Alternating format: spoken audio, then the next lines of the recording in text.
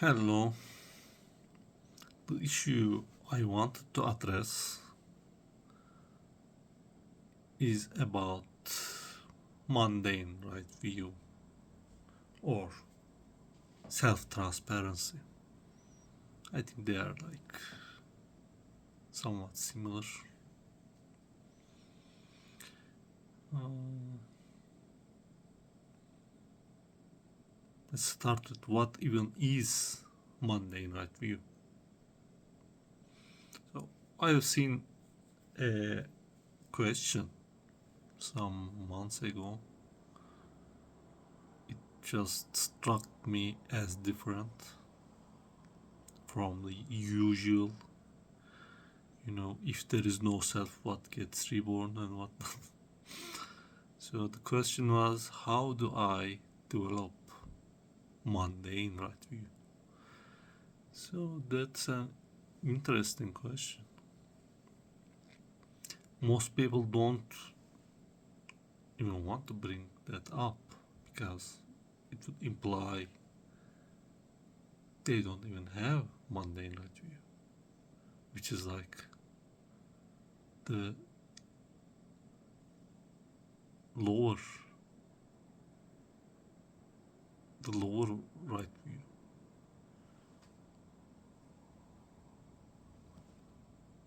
It's not even the right view. Let's say. Uh, Not only you have noble right view, which is the start of the Eightfold Path, you don't even have mundane right view, which is required, to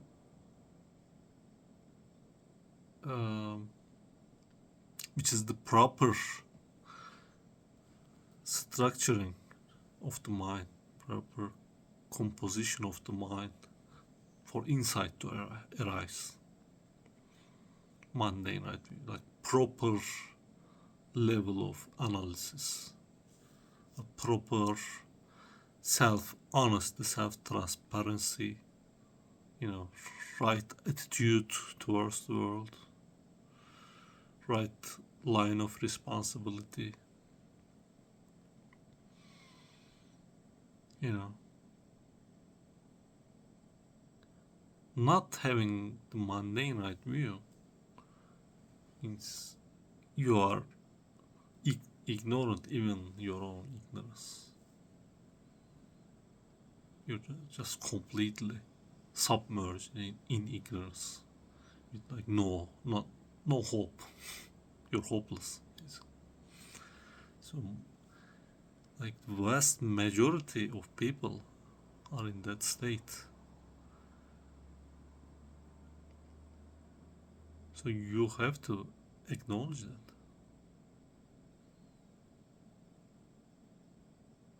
You have to acknowledge that you don't come from a position of knowledge.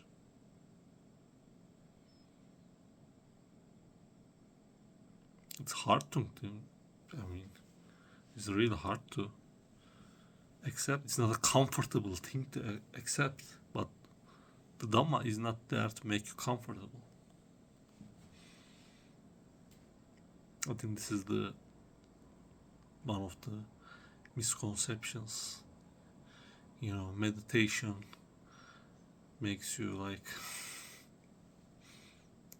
stress free and whatnot. It should be. It's supposed to be pleasant, but it's not. It's not pleasant. You you do proper meditation. You're just facing your existential dread face to face. There is no what do you call that?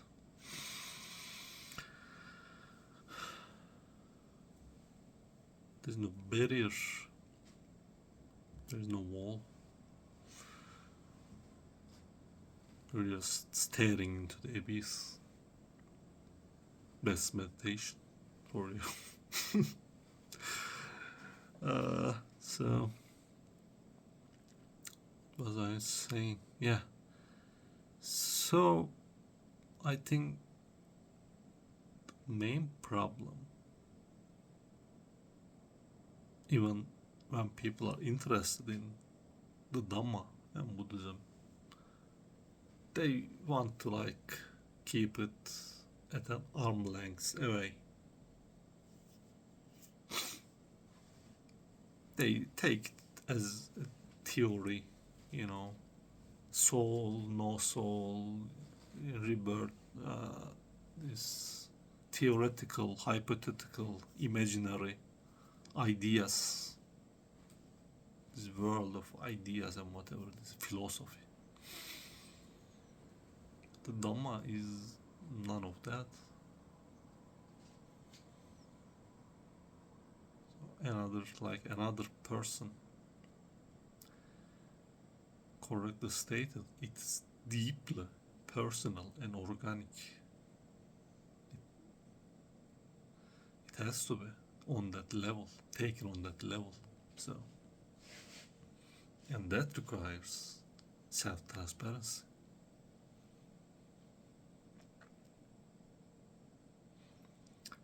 What was mundane right view again? There's mother, father, which means you're dependent, your dependency. Like the summary of Dhamma would be this seeing the dependence of your existence. On what, though? For example, mother and father. Oh, you can't even deny that.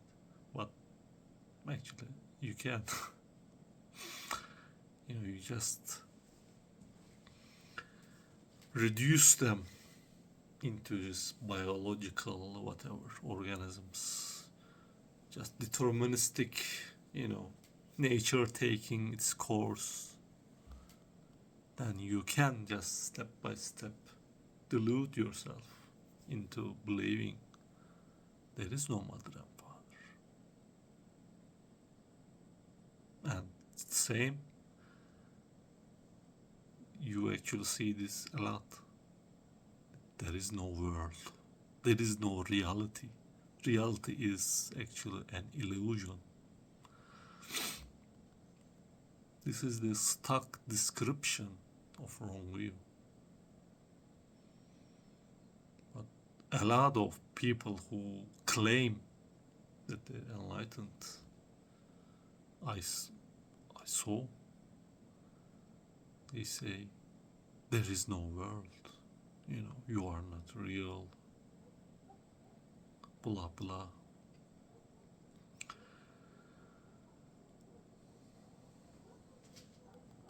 So you have to acknowledge your experience of reality.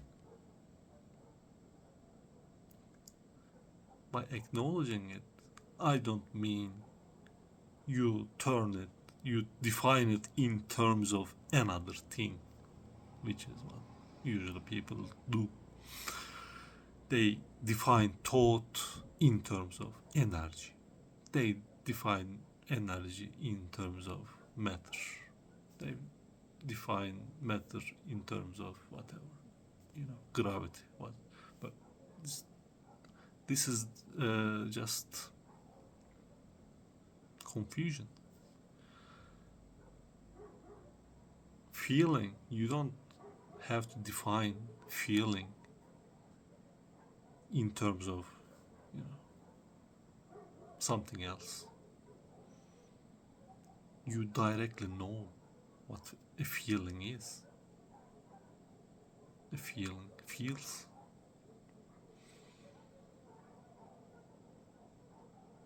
You don't have to explain that. I mean, explaining it puts a layer of, a barrier, like push. push yourself away from it. And that's ignorance, basically. Disauthenticity, you could say. Unauthenticity, whatever. Not being authentic is avidya.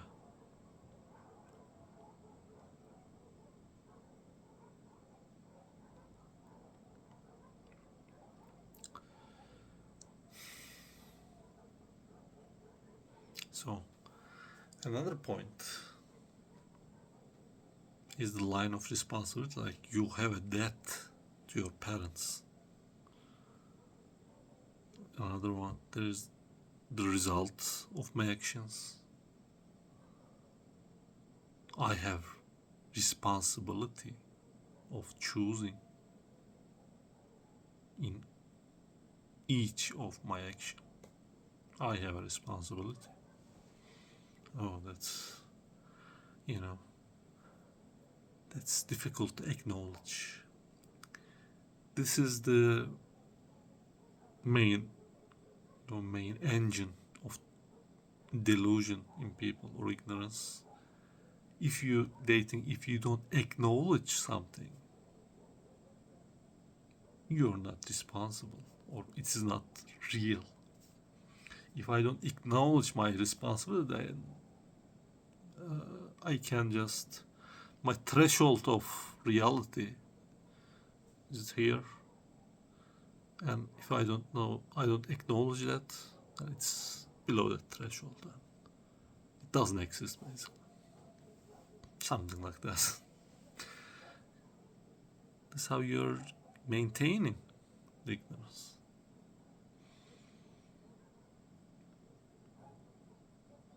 You just keep denying it while it's in your face.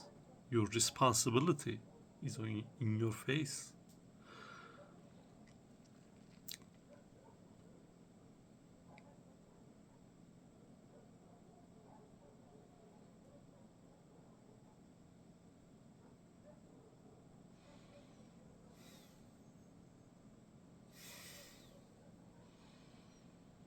So, another point in mundane stock description is that there are other beings who know more than me, more than I do, who knows things that I can't even imagine knowing. Like, my extent of knowledge is like here and there. It's just there. Like, not even close, There are beings like that. You have to acknowledge that.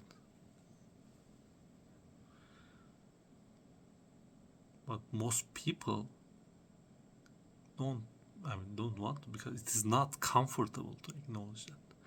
They would rather deny the existence, deny the knowledge, deny the enlightenment, deny the Buddha, rather than face their own ignorance. And that just binds you to samsara. Like, if you had a possibility, knowing about, learning about Buddhism and what the Dhamma, good teachers, like teaching the right view and so on. But to not face that discomfort, you just go this way. This is samsara. Like, you are like this, floating close. You could just turn out, but it's too painful. You just deny it outright. The Buddha, he was a madman or something. Just deny it and just crash back in samsara. I mean, that is why the Buddha said it was really, there was really bad consequences of just outright denying his enlightenment. It's not because you're insulting them personally or something. It's because you're denying the possibility, denying yourself the possibility, the threat. If you consider that possibility, there's this threat that leads to enlightenment. It's the way out of samsara. But you are just completely blocking it, like putting a concrete block in there, just outright. Oh, this is impossible for Buddha is just not enlightened, whatever. That just binds you to samsara. There's no way. No, you're gonna get out. And that's the point. That's how karma works, by the way. It's not your action travels to somewhere and turns back to you and whatever. No, you're taking directions right now. You may not be aware of that because you're not seeing your signs of the mind, your leanings, directions of the mind. But at every action, you're taking directions. Every action just pushing you towards a direction. The direction, there are not infinite possibilities. It can be a good direction, a bad direction. It can lead you. It might be pulling you down or pushing you up, from darkness to light, or light to darkness, or light to light, darkness to darkness. There are like 4 possibilities. So you're either going down or going up. Which one? It's not that complicated. Are you engaging in unwholesome or not? Are you acting out of lust, aversion, delusion, ignorance? Or you keep maintaining, putting up a layer and layer of ignorance or not? Simple. If you are honest with yourself, it's not that complicated. But it's hard to be honest with yourself. It is uncomfortable. And you have to just, accept that.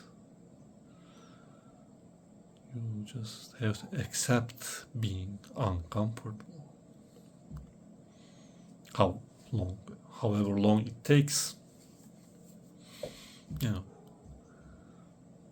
might take even lifetimes until you have done with that, undone that ignorance, layers of ignorance. But you have to start somewhere.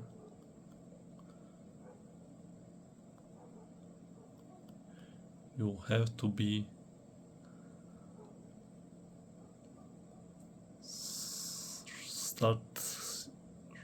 to start reflecting at some point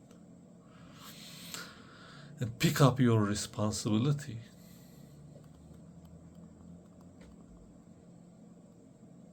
Of your existence, the burden of your existence. Like, stop ignoring it. That would be the mundane right view, basically. Knowing the line of your responsibility, some people,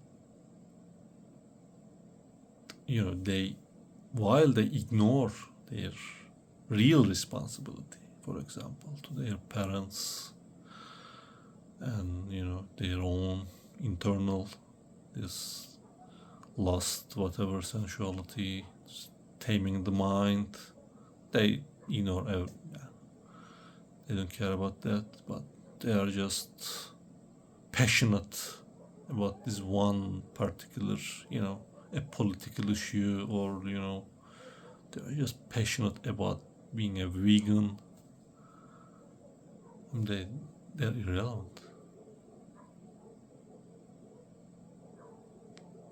You just maintain your being, yeah, by just pushing your zeal in this one particular direction. But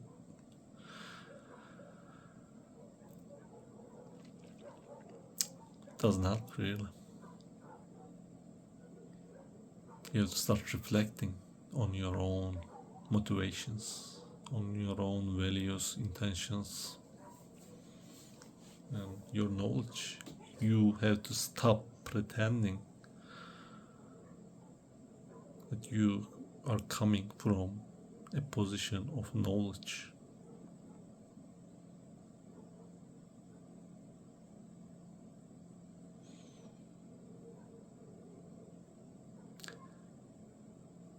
Another point, you have to start self-transparent with regard to your own sensuality, your own dependence on pleasure, you valuing pleasure.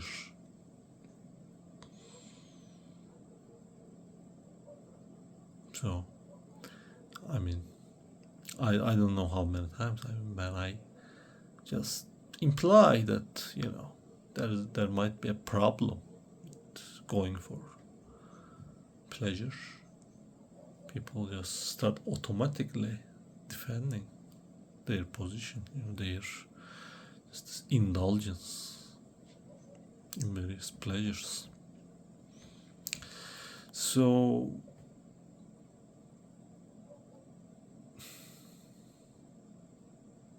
if you have, you know, if you have to justify your position,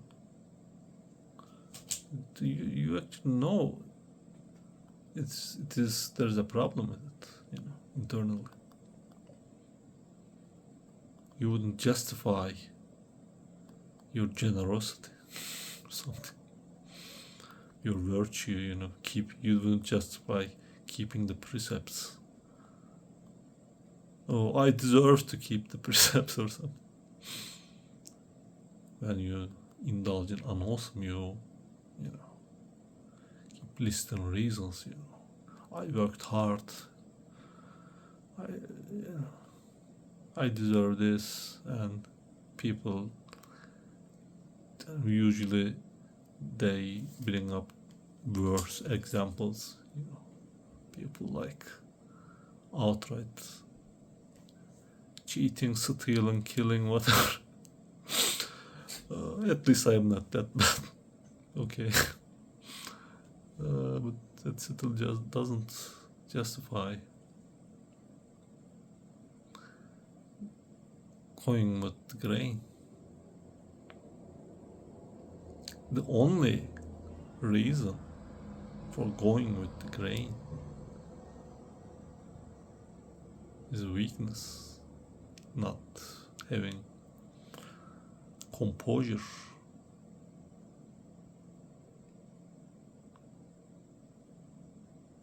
The mind untamed, and that is your responsibility. So you have to take that up.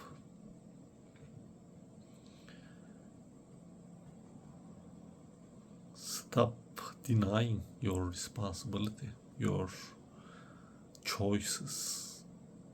So I have a friend, I keep discussing these things, and when I bring up, you know, the topics of restraint, she always like starts going this, what do you say, bringing up these extreme cases of, you know, people are so dependent on some, you know, some substance or something. They have become so dependent through their own, you know, actions. Now they have to. But I keep saying, you know, bringing up these extreme cases doesn't justify, doesn't, you know, resolve you of your own responsibility. That you have a choice right now that's real.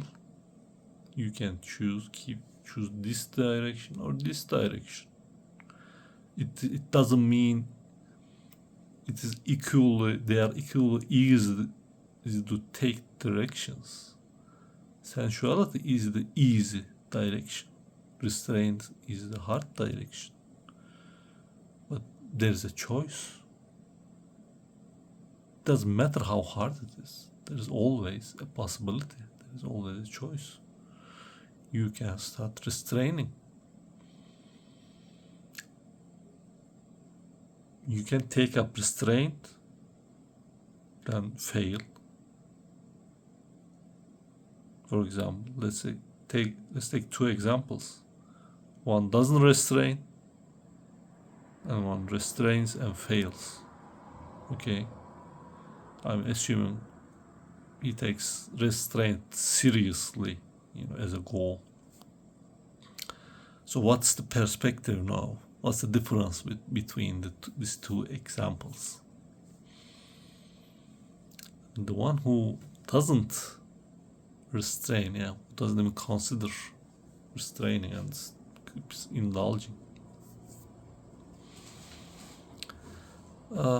It's pleasant experience for him because he keeps ignoring the problem, not reflecting, not having a context, not having a composure. It just keeps going through the direction of pleasure, more, more.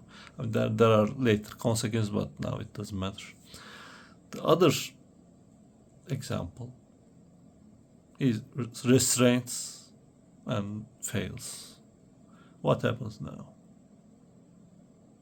When he fails, in the context of restraint, now he can't deny that failure. Now, there was the same failure in the first example, but he could deny that because he didn't acknowledge that the need to restrain. In the second example, now he can't deny it. He has to be self-transparent now. And he has to acknowledge, even though he fails, he has to acknowledge now that there is a problem with sensuality. He can't help himself, for example. And people deny, usually. And I say, look, okay, I understand I was in your position not too long ago. You are addicted, okay? But there is a way out. Yeah, it can be any addiction. I was talking about the cigarette smoker. I was a smoker too. And I quit. And she says, I mean, she can't help herself, it's a personal thing or whatever. But I do have a very addictive personality, actually. And I tried really hard, probably more than a dozen, maybe 2 dozen times, seriously tried quitting smoking, and I managed it. After years of trying, years of just, and with some other addictions, just persistence. You have to persist until, I mean, you may fail, and you most likely will fail in your attempts of going through addiction. But that's not the same thing as indulging in your addiction, because the directions are different. In one direction, you are just going straight down. In the other direction, you are going up and down, up and down. But you are climbing up. And eventually, if you keep trying, you'll be free of your addiction.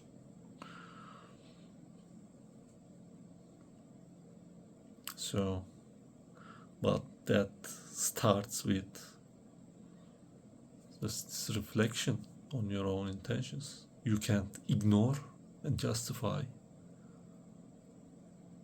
your own views or your own sensuality.